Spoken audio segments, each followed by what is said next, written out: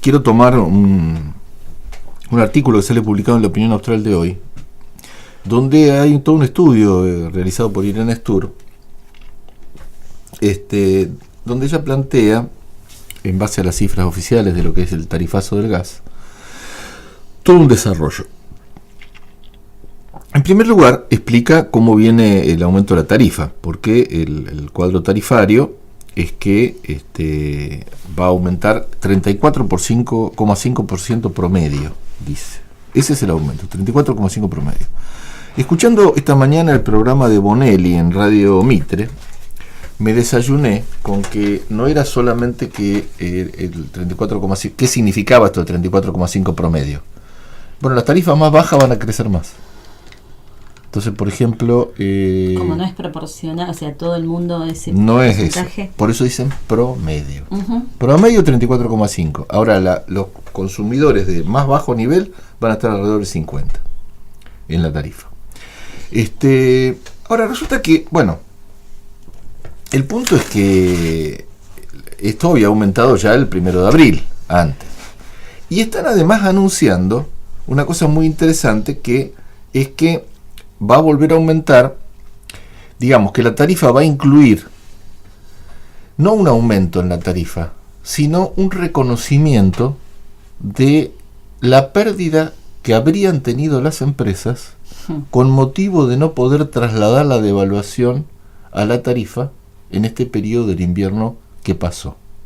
Vale decir, como no pudieron cobrar porque no hicieron el tarifazo a tiempo para adaptar la tarifa, pero las tarifas que ellos tienen están dolarizadas, entonces el pueblo consumidor le tiene que devolver a las empresas esa plata que no nos cobraron ahora.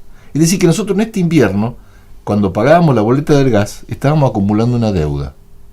No nos avisaron, pero estábamos acumulando una deuda. Y esa deuda la vamos a pagar en 24 cuotas a partir del 1 de enero del año que viene. Se va a armar un monto, que es más o menos un monto global se habla de unos 10.000 millones de pesos, que ese monto global de 10.000 millones de pesos es la compensación por la caída de ganancias que tuvieron con motivo de la devaluación, y que, como no lo pudieron ajustar en la tarifa ahora, lo vamos a devolver. Es decir, ya para el año que viene va a estar incorporado esa diferencia. Pero, además de que está incorporada la diferencia, estaremos pagando a partir del año que viene lo que no nos cobraron este año. Es muy bruto. Es un principio interesante porque lo que plantea, mira, vos sabés que hasta dicen que está basado en un principio de la Corte Suprema de Justicia. Esto es lo que más me había llamado la atención. Resulta que la Corte Suprema de Justicia establece que hay un principio que se llama de repartir el sacrificio. Espérate que lo busco, por acá lo tengo para no decir una palabra que no sea exacta. Dice que ¿dónde estás? Bueno, justo ahora no lo voy a encontrar.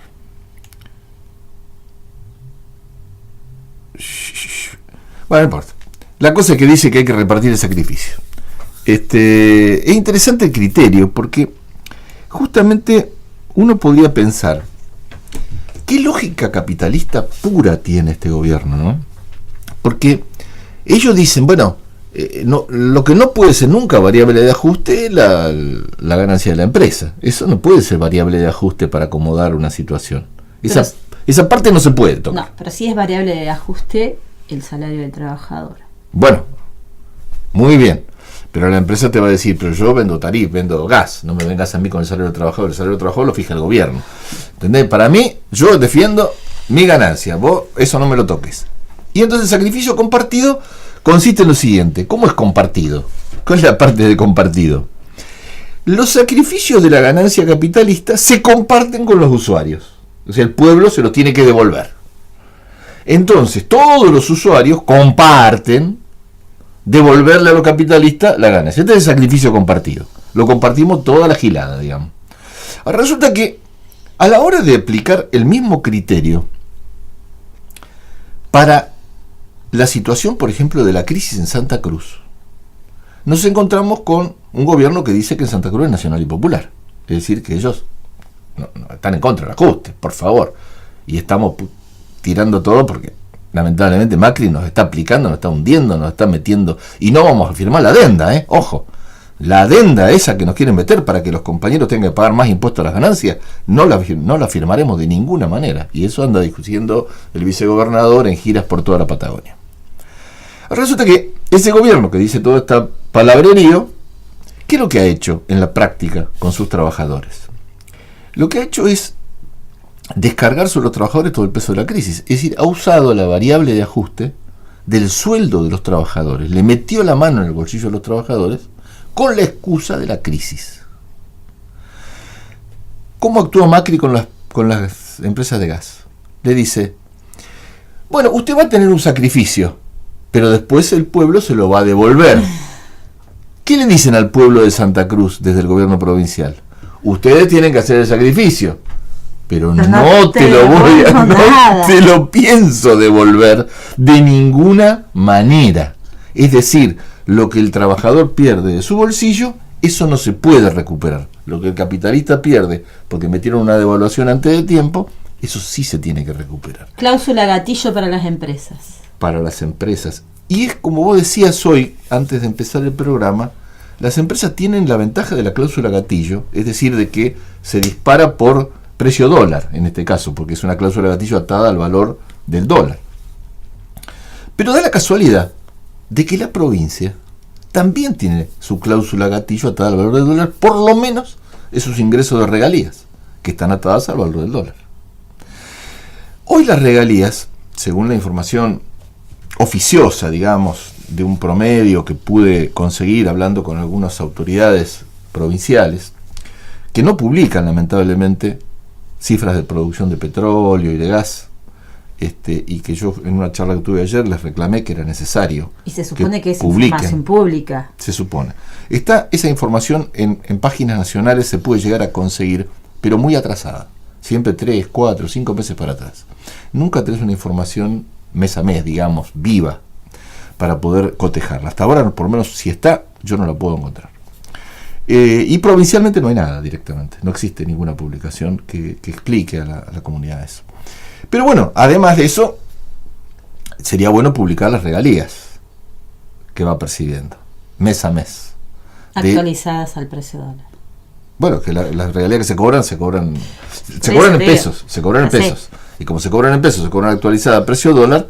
Si vos publicaras mes a mes, como este mismo gobierno había implementado desde que subió, hasta que con el cambio de ministro este año, el año pasado, decidieron no publicar más el informe mensual. Bastaría que mandaran a publicar el informe mensual que venían haciendo ellos mismos, para que se conociera de que, por ejemplo, las regalías deben haber aumentado entre 300, 400, 500 millones de pesos el ingreso mensual, aún a pesar de la caída de la producción petrolera que sigue cayendo en Santa Cruz. Aún a pesar de la caída.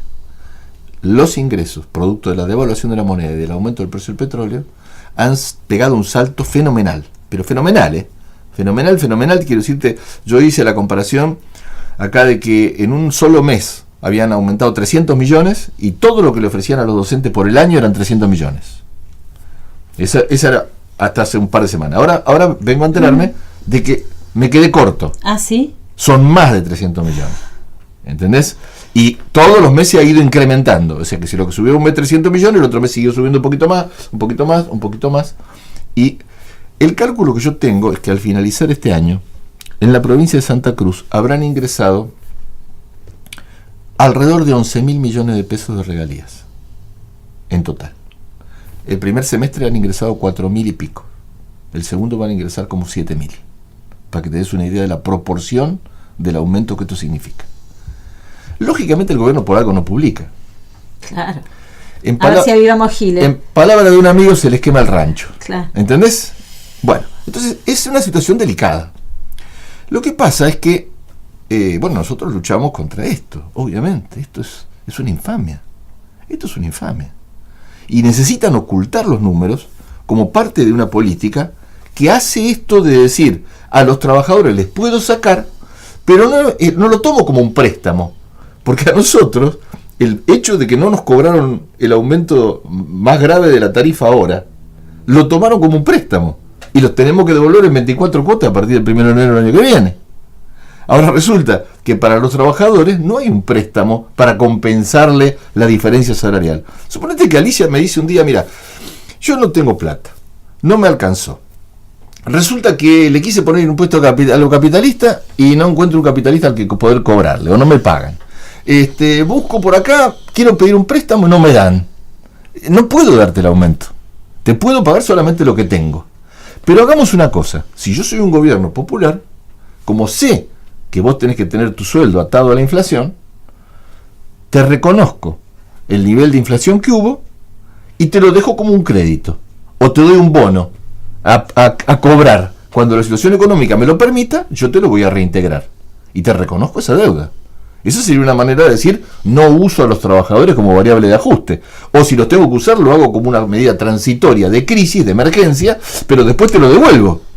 Bueno, ni te lo devuelvo, ni nada. La actitud del gobierno de Alicia Kirchner, por más que se haga la sensiblera de que pidió perdón por no pagar en su momento, o que haya hecho creer a la gente de que es una persona con sensibilidad social, porque así lo cree mucha gente, que es una persona sensible.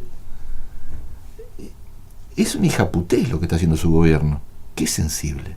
¿De qué sensibilidad? A mí, ¿sabes qué? ¿A qué están me hace hundiendo acordar? la miseria a la gente. A Están mí me hace usando la acordar plata de la gente para toda la variable de la economía y no la piensan devolver nunca. A los capitalistas sí, a los trabajadores no. Esto es una vergüenza del gobierno nacional y popular. Sí, me decías algo. No, que me hace acordar al título de un texto de Foucault, que es Vigilar y Castigar. O sea, la política de estos gobiernos capitalistas es esa, vigilar y castigar, castigar y castigar, hasta doblegar. Pero, digamos, tenemos la experiencia de que el movimiento obrero no se deja castigar tan fácilmente. Va a llegar un momento en el que va a salir. Tenemos la experiencia del 2007 y del 2001, donde va a explotar. Bueno, que se están acumulando esas tensiones. Todo un sector de los comentaristas, incluso políticos del mismo sistema, dicen, esto es socialmente insoportable. En un punto va a reventar por algún lado. No puede seguir esto así. No puede seguir. No hay manera que este plan pueda prosperar, porque va a llevar un nivel de miseria que inevitablemente va a generar una explosión social. Va a reventar por algún lugar o por otro. No lo va a canalizar la CGT, lo va a canalizar alguien. No sabemos cómo va a reventar, pero por alguna parte esto va a reventar. Esto es insoportable. Entonces, yo solo quería agregarte a esto un detalle más, que también los usuarios y los oyentes tienen que conocer, que es lo siguiente. A la Patagonia, además, el aumento no puede ser igual, tiene que ser un poquito mayor. Claro. ¿Por qué? Porque el subsidio de la tarifa que hasta ahora cubría el 50%, informa Irene Stur en este informe, cubría el 60%, perdón, a partir de este aumento tarifario solo va a cubrir el 50%. Es decir, que nos comieron un 10% de el subsidio. Si a esto le agregas el aumento de la tarifa, y si a esto le agrega, bueno, ella saca la conclusión de que los aumentos en promedio para la Patagonia van a ser del 67,5%. Digo yo para que nos vayamos preparando lo que viene. Claro. Este es el panorama de la situación que viene. Entonces, lógicamente, con el 13% miserable que le han dado a los maestros, con los 2.000 pesos al básico miserable que le han dado a la administración pública y otros tipos de aumentos dando vueltas por ahí que andan, evidentemente esto no se va a poder compensar. No se va a poder bancar. Y entonces lo que se plantea, y en este sentido, el acto del Partido Obrero ayer, después lo vamos a hablar con Pitrola, pero quiero adelantar un detalle, que es el siguiente: hace falta un planteo político para enfrentar todo esto. Un planteo que rompa con esta política. No, esta política nos lleva a un derrumbe social, es una tragedia social, como yo lo planteé el otro día en el Congreso de Osaka. Es una tragedia esto, es imposible tolerar esto. A los maestros le han quitado más de la mitad del valor adquisitivo de su sueldo, más de la mitad, y recién empieza esto, recién empieza. Entonces, no podemos, ¿hasta dónde vamos a llegar con esta situación? No, es intolerable. Nosotros lo que necesitamos plantearnos es una alternativa política. Estos gobiernos que gobiernan para el Fondo Monetario se tienen que ir.